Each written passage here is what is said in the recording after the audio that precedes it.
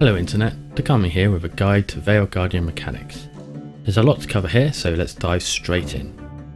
When you enter the instance, the first thing you'll see are in fact 3 Guardians, red, green and blue. They're in a random order, so you might not encounter them in the same order that I cover them. To start off with, let's look at the mechanics for the blue Guardian. The blue Guardian has a boon called Blue Pylon Power, which makes it immune to all forms of damage.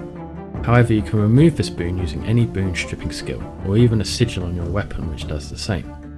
Mesmer's sword auto attack has Mind Spike as part of the skill chain. With it, you can easily strip the boon off of the Guardian. Here you can see I'm poking it with a greatsword and doing no damage. However, once I switch to sword and proc the boon strip skill, the blue Guardian starts taking damage. You may also notice little bullets flying around. If you're playing a squishy class, these can shave about a quarter of your health off, so take care to avoid them. The blue Guardian also has a Nava mechanic where a green circle telegraphs an attack that removes 80% of your maximum health unless 4 or more players are in the green circle when it expires. Here you can see 3 people made it into the circle, but the 4th was too late. The result can be catastrophic. All 4 players in the green circle must be up. If any player is downed, it won't count, as is in this situation.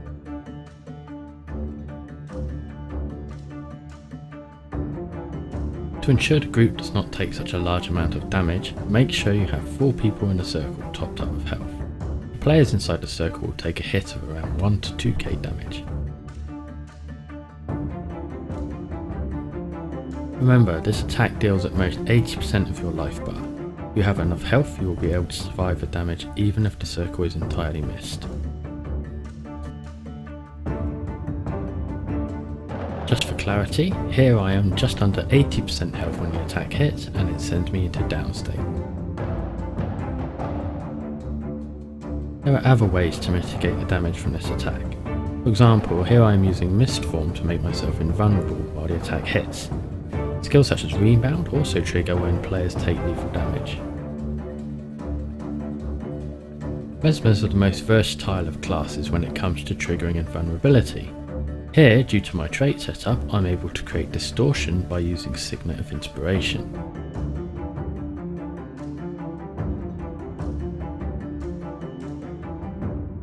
Mesmers also have a further ability to share distortion with up to 5 other party members, which could be one of your sub-squads. The timing on this is particularly tricky, but if your Mesmer is capable of this, then the green circles could be ignored completely. Onto the green Guardian. The green Guardian's primary mechanic is teleportation circles. If you are stood in one of these when the circle triggers, it will teleport you to a random location in the area and you will take some damage.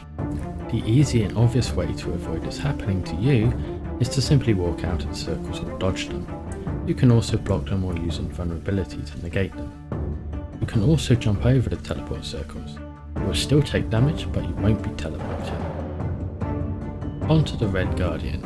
The primary mechanic of the red Guardian are Seekers.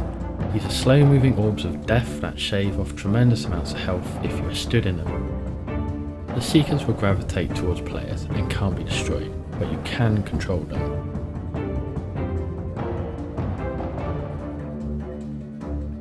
Here you can see I can stun the Seekers as well as chill them.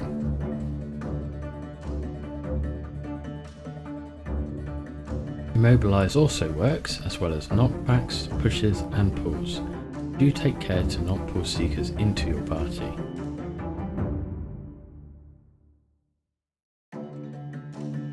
In terms of damaging the red Guardian, a power based build will be most ineffective. Here you can see I'm hitting the Vale Guardian with my power based Elementalist, and even the critical hits do virtually no damage.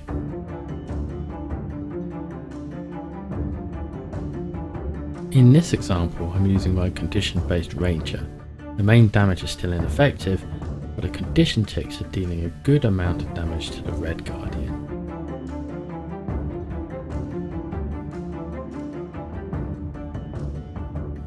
When you fight the Vale Guardian proper, you will have to contend with most of the aforementioned mechanics all at once. Green circles, teleports and seekers will be a constant occurrence during the main fight.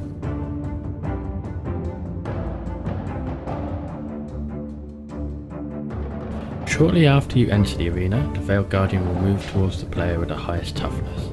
This means that if you have the most toughness, you will be the tank. The first mechanics will begin and a barrier surrounds the arena. No player can exit the arena once the barrier is up, but take care not to wander outside before the barrier appears. If you are stranded outside when the fight begins, you will be instantly killed. You can fight the Veiled Guardian anywhere you like in the arena, but the green circles will only appear in the triangular segment that you are currently in. You will gain an arrow that indicates the direction he is facing. If you are stood in front of this arrow, you are likely to be hit by his cleave attack, which can deal quite a bit of damage to squishier classes. Unless you're the tank, you generally want to be positioned behind the Veiled Guardian.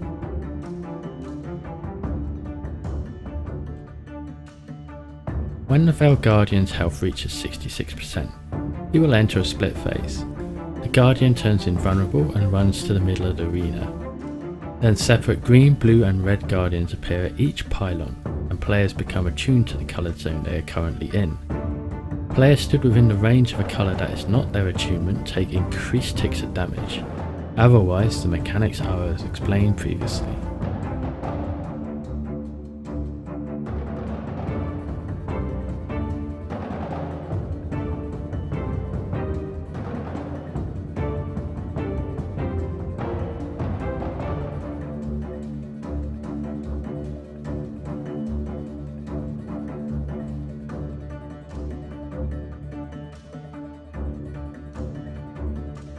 Once the health of a split Guardian disappears, it does not instantly die. Instead, a break bar appears that must be broken using crowd control skills.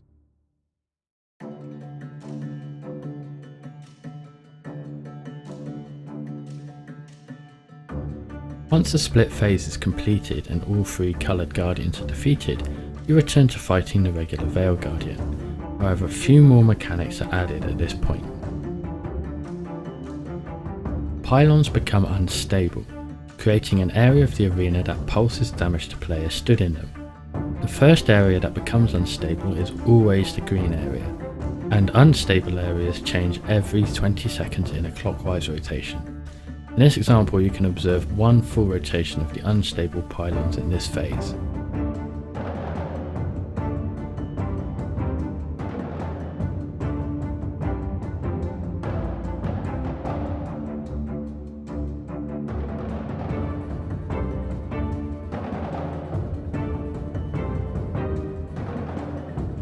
Your tank now has a more active role, keeping the Guardian in a zone that is safe for the players.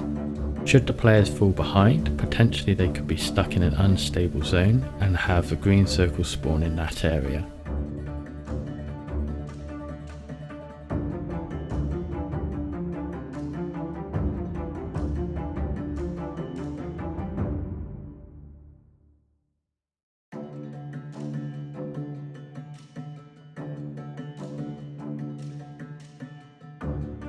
One other mechanic is introduced in this phase.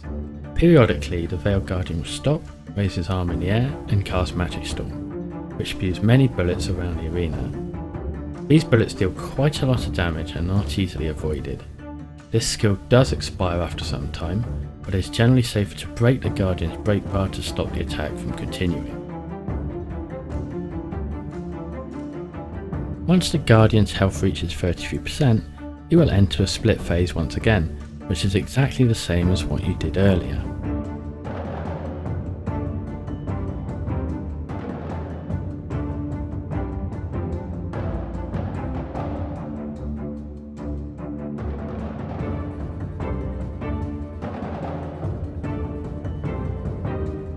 On the last 33% health, the mechanics are the same as before, except that two unstable pylons are active and the time between phases changing is 15 seconds with a 2-second cooldown.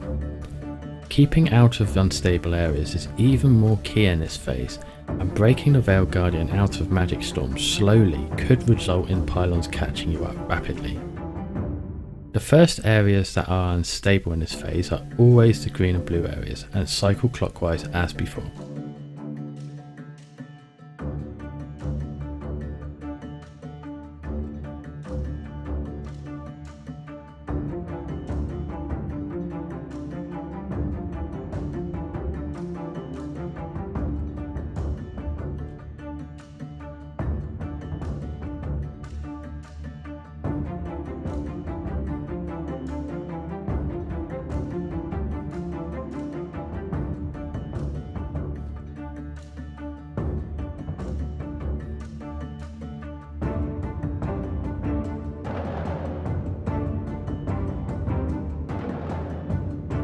That wraps up all the mechanics of the Vale Guardian. There are lots of different ways to approach this fight.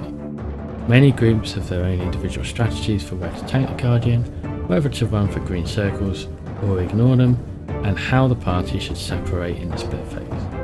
Ultimately, getting proficient at this boss requires practice, but hopefully this guide has provided you the necessary knowledge of the mechanics to get started on the fight. Thanks for watching.